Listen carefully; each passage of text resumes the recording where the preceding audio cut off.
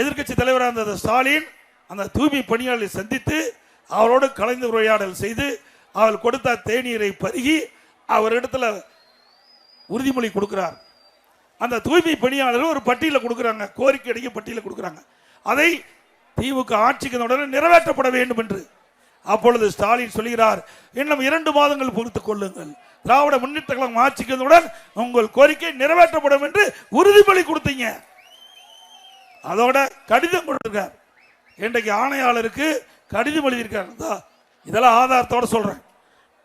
திரு ஸ்டாலின் அங்க இருக்கிற ஆணையாளருக்கு கடிதம் எழுதியிருக்கிறார்.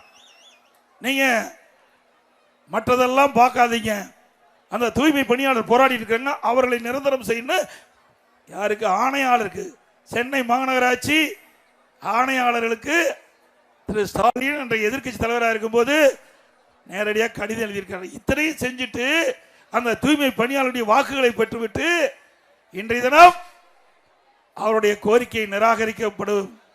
அவர்கள் போராட்டத்தில் ஈடுபட்டு குண்டு கட்டா தூக்கிட்டு போய் பல திருமண மண்டபத்தில் கை செஞ்சு அடைத்த அரசாங்கம் திமுக அரசாங்கம்.